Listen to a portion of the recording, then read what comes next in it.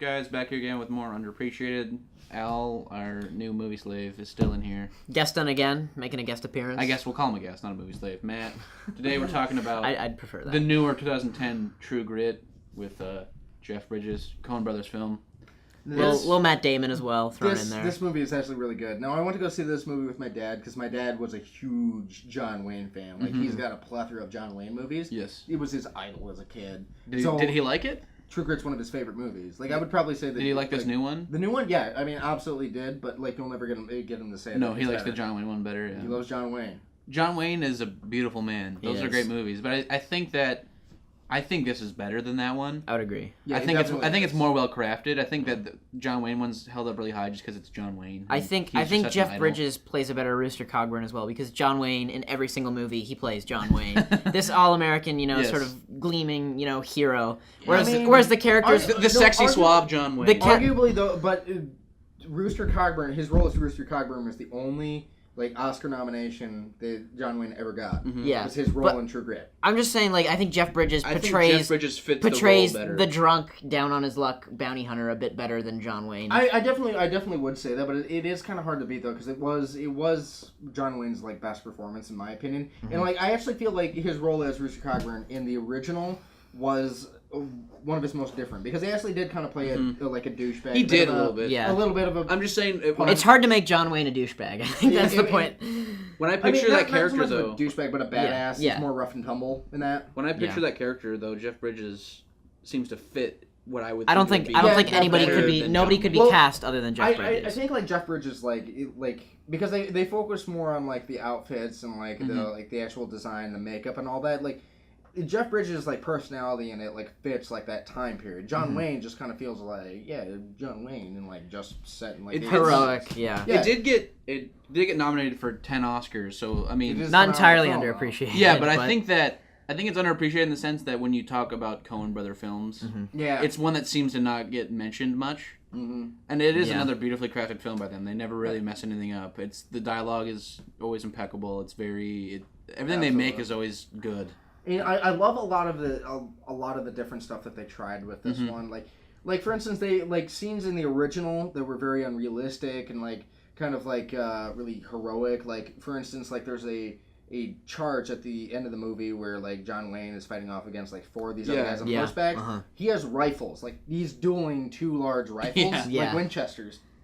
But in this movie, he's got two revolvers, which is more realistic. Which I kind of appreciate that a little bit more, but it's not as badass. But remember, John Wayne doesn't miss a shot, so I mean, it doesn't matter. Man can have as many rifles in his hands as he wants; he'll always hit that shot. I don't think it's just mainly that. I just think it's just because they're. It makes more sense. Yeah, it makes more sense. There was things that they did back with that movie just because John Wayne was a character where you could do anything with him, and people would be like, "That's badass. Amazing."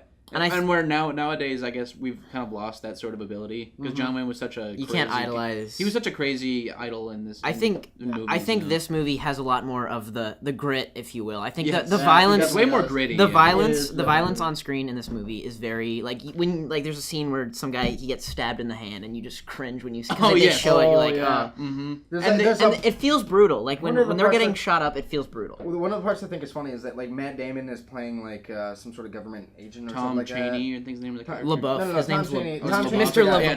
LaBeouf. Yeah. Yeah, LaBeouf.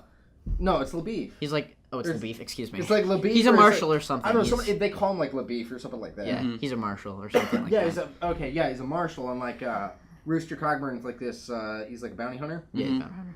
And one of the things I thought was actually pretty funny is that Matt Damon's character he basically gets jumped and whatever, and they tie him up and they drag him by horseback. But he ends up biting through his tongue, so he just sounds like an idiot through the rest of the movie. But they don't kill him; they leave him alive.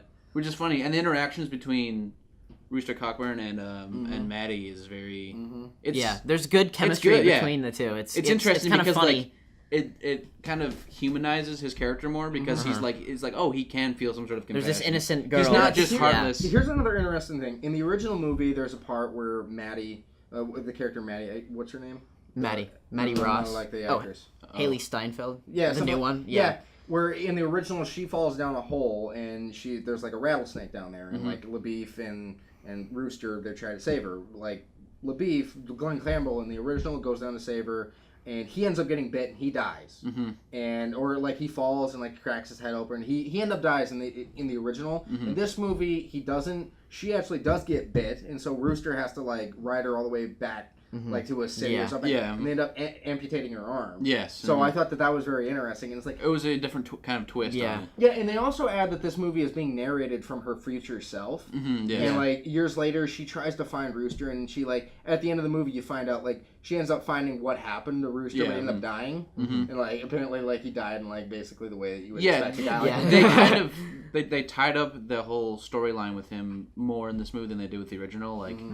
They kind of left it open in the original, where this one they kind of tied up more loose ends and they kind of made it more finite. But I do still appreciate like it's good because they didn't make him seem like a heartless bastard with her, at least, because like he seems like a heartless bastard, but he still has that sort of compassion to worry about this young girl that's lost. Yeah, there's a bit of comic relief that comes from the two of them too. Like, but it's kind of heartwarming because it has this like there's this stark sort of like dark.